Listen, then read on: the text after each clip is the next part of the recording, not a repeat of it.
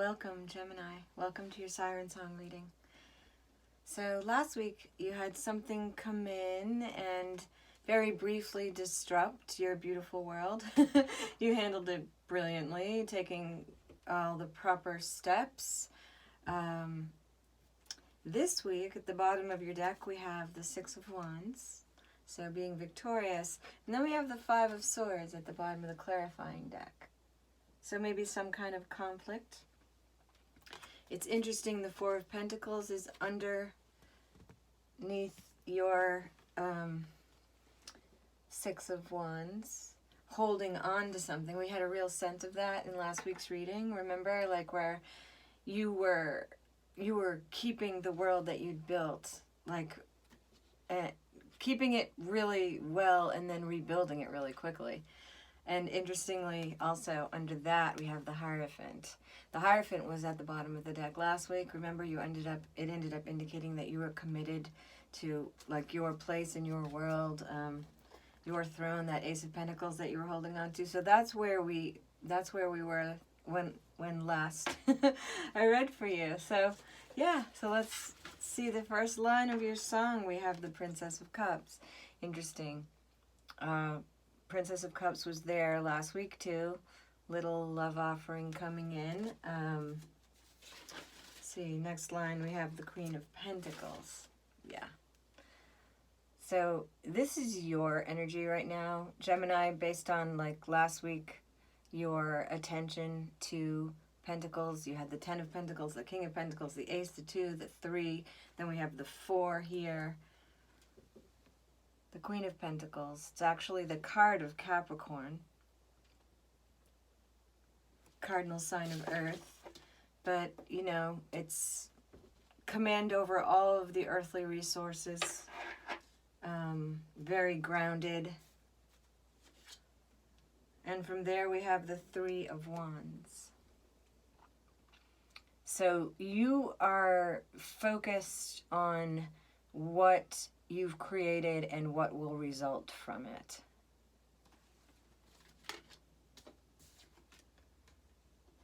And then the last line of the first verse, we have the Moon. But something is hidden. This is the card of Pisces. Something is not yet revealed to you. It's got the residuals of the Ring of Fire. We had a solar eclipse fairly recently, a Ring of Fire solar eclipse, and it's called an annular solar eclipse. So your Six of Wands at the bottom of the deck, what's hidden is probably this little conflict here. Eight of Swords is under that, and then there's the Moon too. So hidden, might upset you, a little bit of conflict.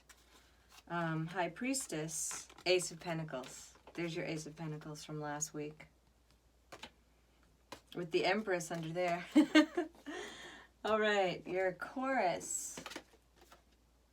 Chorus is the Innocent. Okay, so the Innocent comes rushing in, believes that anything is possible, sometimes says the wrong thing, asks a lot of questions, you know, like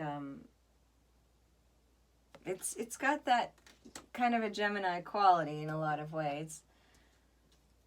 So that is your Chorus.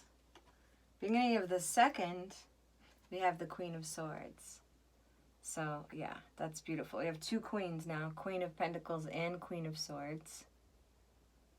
So being in your truth, this is also kind of a residual from last week, I feel, because last week, if you recall, like the Chorus was the strategist and the bridge was the blade, the strategist and the blade, like thinking things through really carefully and taking right action to make sure anything toxic is not in your life. So she's still there having command over your second verse. And there's the Three of Pentacles. This was also in last week's reading, as you recall. So really staying steady in the kind of community that you've built, the community of cooperators and collaborators that you've built.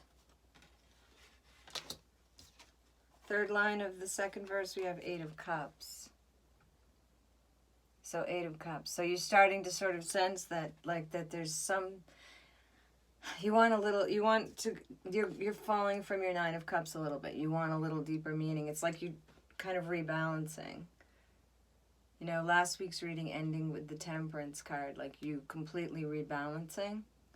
So here, this sort of very mild teetering from your wish fulfillment. Something has not got enough deep meaning for you.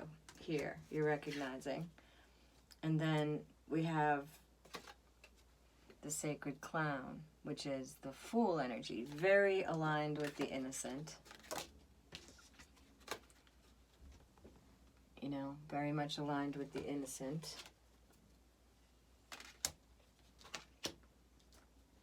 And then with the Innocent chorus, the bridge is the Holy Mountain. So the Holy Mountain energy is about taking action. Like, don't let anything stop you from making the climb. You know, up there are no obstacles. It's like, in truth, there are no obstacles. And I mean, this is a good energy to apply to it, but this energy does tend to, like, rush in without realizing that there are consequences. So this combination of the Innocent and the Holy Mountain could very easily be aligned with, like, 6 of Wands and 5 of Swords, right? Because Holy Mountain, this kind of, like, victory, and then creating, like, the Innocent, like, sort of accidentally creating conflict or something like that. We might see something like that unfolding. This was here. Okay. We're going to clarify the first and second verse, and then we'll go over to Vimeo for the third. So clarifying the Princess of Cups, we have the Hanged Man. So I guess you're still kind of thinking it over. This person from the past that just sort of keeps trying to come in. Or you're, like, waiting for answers. You're in no hurry. You're not letting this rush you, whatever it is. It's amazing if you're still sort of preserving your innocence while holding this off. Queen of Pentacles, King of Cups. Card of Scorpio. So I think that Gemini, like you, grounded in the world that you've created, I think you really have emotional maturity and want emotional maturity. And I just don't know if this little Page of Cups, who actually made it as far as Knight of Cups in the last reading, is going to measure up for you. Because the emotional maturity that you showed at the end of last week with the Temperance card, so your 3 of Wands is 3 of Pentacles, which is really interesting because you've got your eye on the prize. You're looking for manifestations of what you've created. And then what's clarifying that is the 3 of Pentacles. And there's a strong indication in this reading and in last week's reading that you have developed you know, like a community, a tribe, a group of people. It could be 2 people, you know, it could be a whole company of people, but that work together really well and that support you and cooperate with you. And so you've got your eye on, like, what that has produced. Could even just be like your community, your social life, your family, but whatever it is, you're solidly in it. And then that Moon energy comes in, and it's clarified by the Fool. So maybe the Innocent, you know, isn't you. It could be. This could be like an innocent energy rising up while you're in the Hanged Man energy, right? This could be like a sort of an innocent energy sort of rising up within you. You've been incredibly prudent, like through all of last week's reading and through this reading so far. So this might be an energy that's external to you.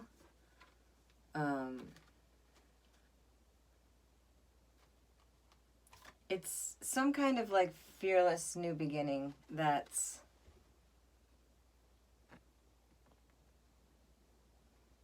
you know, that's ensuing, because the next thing we have is the chorus, the innocent. And clarifying this first line of the second verse, Queen of Swords, is clarified by the Ace of Swords. So yeah, so she's wielding it. I mean, it might be a little bit hard to see here, but here it completely comes into focus. You know, she's still carrying that same blade from last week, where... And there's... Last week's reading having ended with Temperance, and then this kind of combination of, like, staying in Queen energy, staying in King energy, and focusing on manifestations that, you know, have occurred through cooperation and collaboration, which takes a really high level of maturity to begin with.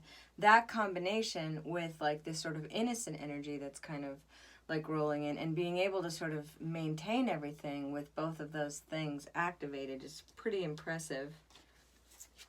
Clarifying your Three of Pentacles, we have the Two of Wands. So you're definitely choosing a path here.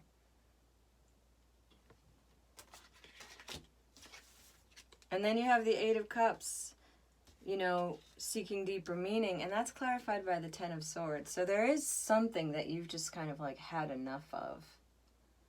You know, there's kind of a sense of like, okay, not this again. I am done with this. And then the Fool comes in with Ace of Cups.